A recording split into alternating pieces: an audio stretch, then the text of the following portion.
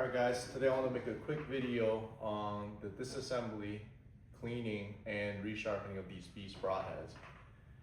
I have 2.3 aluminum version. These broadheads are absolutely incredible. They do a massive amount of damage. They're the most accurate broadhead I've ever shot, even amongst the mechanicals. And the bone evading technology is not a gimmick, guys, it really works.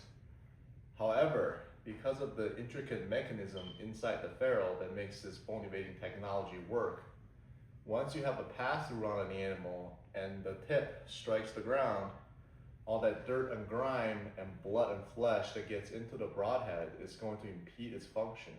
It's going to increase the friction on the spring and the blades here, and you're going to have this really gritty and slow spring action, making it unreliable for your next shot. So today I want to show you how you can take it apart, clean it deeply, and resharpen the blades. Alright, let's start by looking at the structure of this broadhead. You have the set screw, which the two blades pivot upon. Inside the ferrule here, you'll see a captured spring that's preloaded, which is supplying the spring tension to make this able to open and close. So the first thing you want to do is actually to relieve the spring tension. If you just try to take out the set screw, you're not going to be able to pull this out because the spring is pushing against it, right?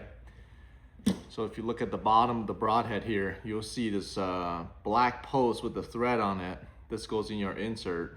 This actually screws into the ferrule and pushes on the spring. So the first thing you want to do is pull this piece out.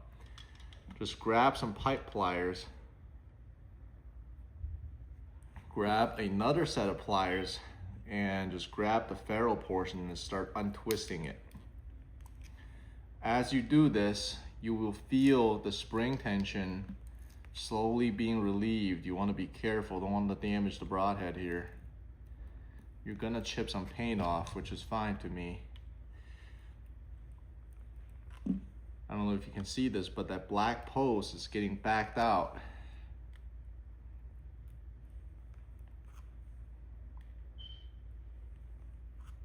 Just like that, I can feel the spring tension is gone, right? And then I can undo it the rest of the way by hand. There it is.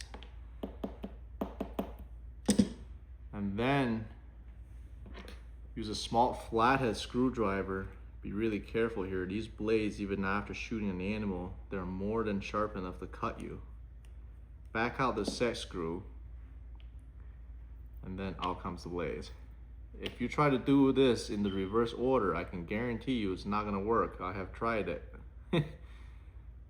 Now, after I pop the spring out, just put some tool in here and push it out. You can really see how much dirt and grime's in the ferrule and in the spring mechanism. That's why my blades weren't opening and closing. All right, guys, before I sharpen it, I wanna put this on my cheapo microscope here and point out a few things. First of all, look at how much edge damage I have. This is very uncharacteristic for beast broadheads. These are made with some premium steel and they usually don't see this much damage. My guess is I got unlucky, and after I got a pass through and hit the ground and probably hit a rock or something, look at all this damage around the edge. Now, why is this seeing so much damage? The second thing you will notice is this blade actually uses a Scandinavian grind, which means it goes from the full thickness of the blade all the way down to your apex using one single bevel, right? If you look at a knife under a microscope, usually you have this flat, larger primary bevel, and near the edge you will have a secondary bevel at a steeper angle. So what this Scandinavian grind does for you is it minimizes the thickness behind the edge, and with the same included angle, it's going to make your blade sharper and cut faster.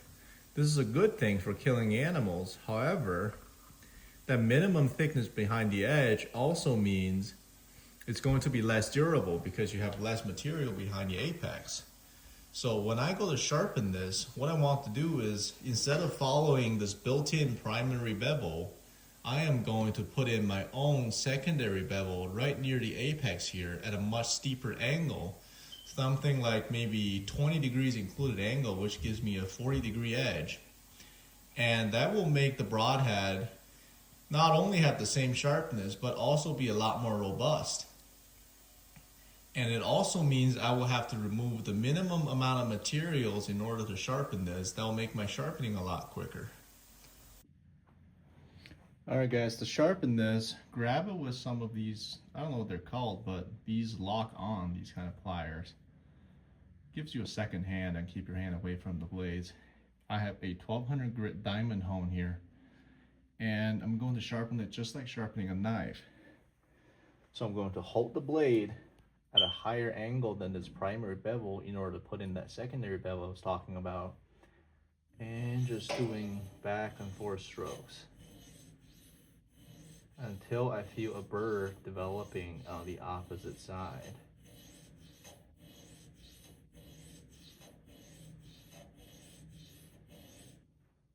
Ooh, I feel a very strong burr. It's an indication that this is a premium steel material. That burr is easily detectable, and I'm just going to do the same thing on the opposite side until that burr flips.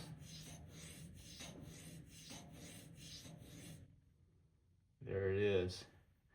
I'm going to minimize the burr by going onto the first side. I started sharpening. Just do a couple pull strokes, edge leading strokes with slightly lower pressure. And I flip the burr again, so I'm going to go back on this side. And from now on, I'm just going to do some alternating strokes with decreasing pressure until that burr is as minimized as can be on this very aggressively cutting stone here.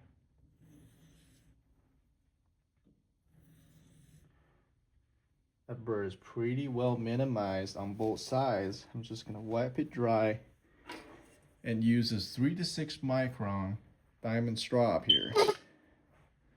And I'm going to do a couple edge trailing strokes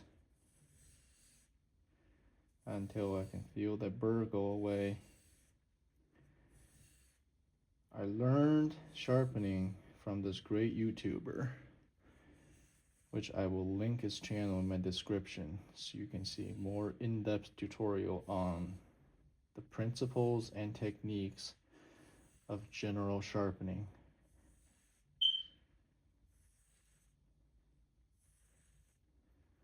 That burr's gone. Not much on this side.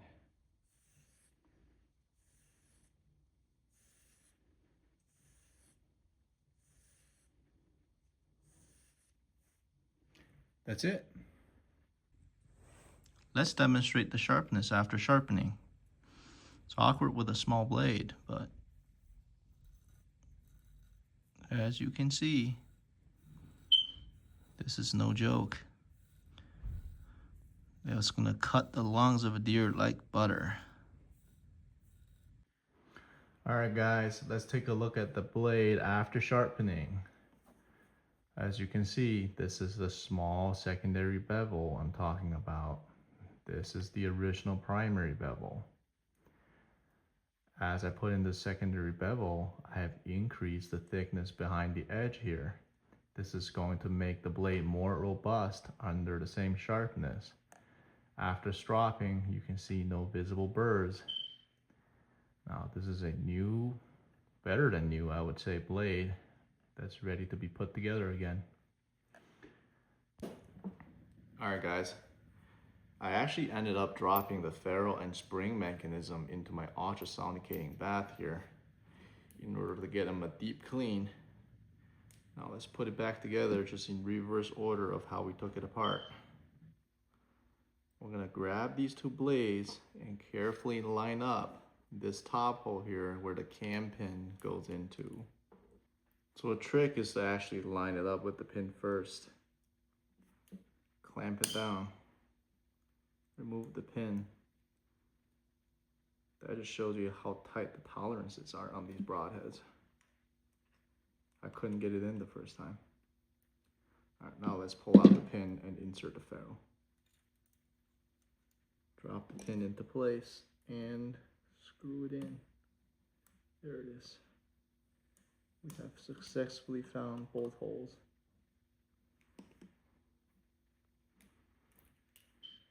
Alright, so that pivot is back in. These blades are free to rotate. Let's drop the spring assembly back in. There are two ends of the spring. Make sure you insert the end with the solid face in there. And then we're gonna screw this post in. All right, it's starting to put spring pressure back on the blades again. Let's grab this black post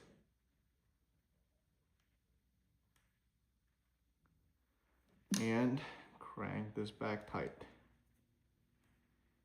Just keep going till that post bottoms out inside the ferrule.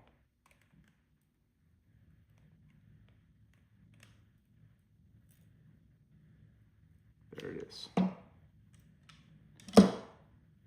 A refurbished Beast Broadhead, ready to fly. As a bonus step, I'm going to drop some light lubricant on these bearing surfaces in here just to make sure they rotate smoothly.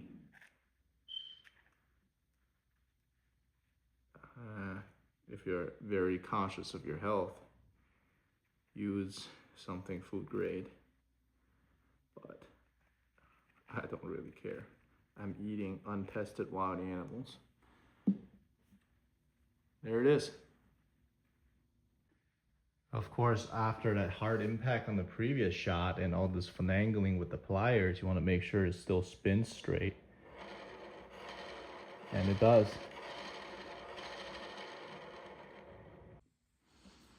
The opening and closing is just as smooth as a brand new Beast Broadhead. No grittiness. The spring is not sludgy. They are razor sharp. Gives me a lot of confidence on my next shot. All right, guys, I hope that has been helpful. Please be careful as you attempt this. Even after blade damage, these broadheads are more than sharp enough to cut you. I think this is a good thing to know how to do. These are almost $30 a pop. And if I damaged one permanently, I'm fine with it. That's just the cost of doing business. You're harvesting hundreds of dollars of meat anyways. But it's good to know how to rejuvenate them and get them ready again. All right, good luck with your bow season.